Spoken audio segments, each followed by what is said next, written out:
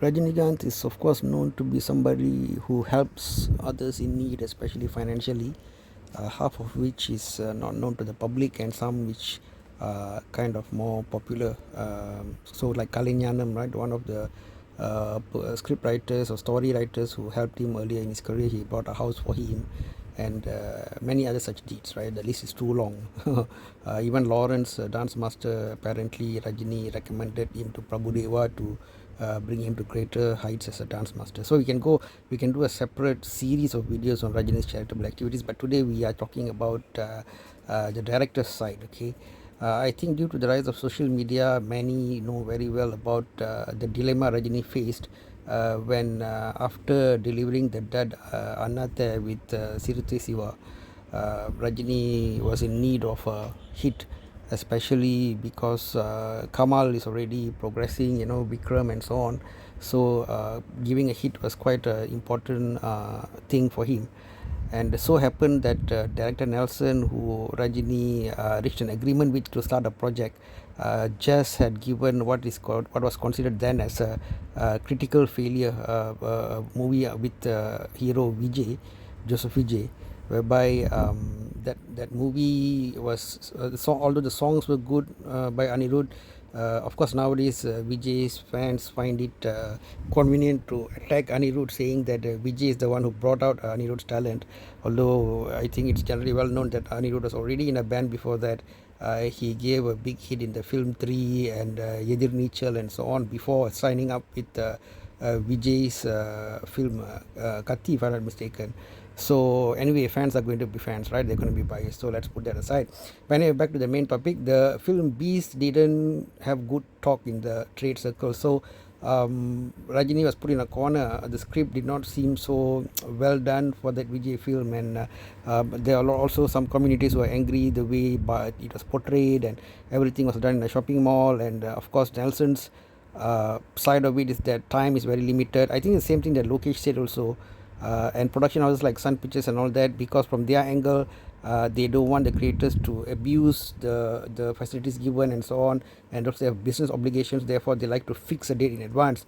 However, many creators say that this is a big impediment to them completing a project to their satisfaction. So there must be some mechanism or a middle ground where everybody have to work towards, whereby what people like Vetrimaran doing is totally unhealthy, just dragging a film 2 to 3 years and not sticking to a schedule.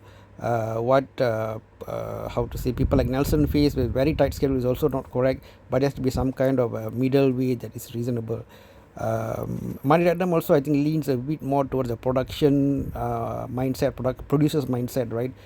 So that his film are all a bit too lean sometimes. I think like if you see Ponniyin Selvan versus the kind of effort that SS Rajamouli put in for Bahubali, so it's night and day. Okay, so that shows Mani Ratnam's very efficient use of money and time, but of course the product also will inevitably be somewhat compromised on that. So when Nelson was down in the doldrums, Rajini had to make a tough choice, because oftentimes Rajini would just choose the trendy director, right? Let's say the director gave 2 or 3 hits before that and he knows how to handle commercial cinema. Then Rajini would just jump into that trend bandwagon, because then he can bring his unique style into that mix. Of course, we have seen many writers like that. K.S. Ravikumar, we got P. Vasu, and we got more recently people like Lokesh Kanagaraj also. Once these young directors give some hits, Rajini usually will just follow the trend, because that director is now having the momentum of success.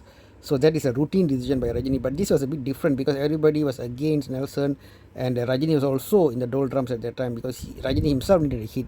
If Rajini was doing so well, maybe he would be a bit more casual about it. But that put additional pressure on Rajini. So he took somewhat of a wise decision, I think, although it was a tough kind of a decision, right? As I said, to just copy the trendy director and put him in your film is easy, but this is going against the grain. So Rajini decided to look at objective facts. So he asked the producers about the box office collections, and the producers said the collections are decent, so the profitability was still there. Alright, so that's number one. Number two, there were certain weaknesses in the script and the way, and Nelson mentioned about the lack of time. So Rajini agreed. He said, okay, fine, you take your time, I will give you the extra time that you need. Maybe in his heart he was saying that, kids nowadays, because those days they used to complete a project in sometimes 30 days, 60 days, and gave us good quality product. Just watch the 80s Tamil movies. They work under severe budget and time constraints, but the people had very good character and discipline and teamwork, and less of all these ego based caste and religion, all this kind of virtue signaling and all this nonsense that some of the so-called new directors are bringing in. They just focus on creating good product, whatever religion race you are. If you have the skill, the talent, the part of teamwork, then you can.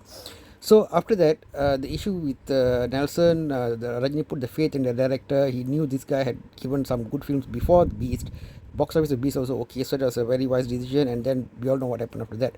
Now regarding Mani Ratnam, many might not know this actually, because I saw this come out from Mani Ratnam's own mouth when he was giving interviews for the latest Kamal film, which was Thug Life. When an interviewer asked Mani Ratnam in the Thug Life promotion which film disappointed or hurt him the most, Mani Ratnam immediately mentioned the film Anjali, which starred Raghuvaran and Revati, about a child who had some difficulties in terms of the health, and that movie was released 1990. So he was definitely emotionally down on that, and the film didn't do well box office wise compared to his 4 or 5 previous movies, Nayagan and all this Mono Ragam and all that. So when this director is in somewhat of a doldrum, Rajini also probably had a decision to make at that time, whether he wanted to journey with Mani Ratnam. As Rajini himself knows very well, Mani Ratnam is a tough director. You have to wake up at 5 o'clock in the morning, as Kamal himself said, and Rajini himself joked about the difficulties he faced while shooting Talapati during the PS1 audio launch event. But Rajini felt that Mani Ratnam was an artist of caliber, and the kind of losses that incurred in Anjali is a temporary thing and so on. So in Jailer event also, he said, Rajini said, the script might lose but the director will not, because if the director is an authentic and good director, he would be able to jump back in the next project by choosing better script and allocating enough time and so on. So Rajini had made these kind of charitable decisions for directors based on fundamental decision making tools years ago. So it's not a very new thing for him. So that allowed Mani Ratnam to bounce back, and you all know Talabadi did so well, and Guna versus Talabadi was Guna at that time, Guna under Kamal, and so Talabadi just blasted the box office open. Of course, the fact that the producer GV committed suicide. GV was Mani Ratnam's brother, by the way, and there are some criticism on that as well. The 7 channel Manikam Narayanan Chettiar, he has lots of criticism on Mani Ratnam, because he produced, I believe, Mani Ratnam's Kannathil Muttamital, which again was another commercially not so well received film, and so he just kept attacking Mani Ratnam for that, and also claiming that Mani Ratnam was not charitable to his own brother GV, but that's all allegations on one side of it. So, but 7 Channel loves Rajini. He gave the Coolie title free of charge, according to himself, to Sun Pictures for this latest Rajini film, Coolie. So, it's a tangle network of web in Kollywood. Regarding Rajini's equation with other directors like K.S. Ravikumar, what was the relationship between them towards the end of it, and also Rajini's relationship with Shankar, where one journalist mentioned that in 2.0 or Indian Part 2, Rajini was treated relatively poorly by one of Shankar's relatives who have worked as a production manager. Again, it's allegation, we don't know if it's true or not. So Rajini's relationship with K.S. Ravikumar and Shankar sort of got in the doldrums, but probably I'll talk about that in a separate video. In this video, I just want to share how although usually Rajini takes simple decisions in terms of choosing a director, he will just see he's always a producer's actor. He's always concerned about producer's well-being, so he will choose the director that's trendy, but certain situations he uses his decision-making skills to get good work from a underdog director.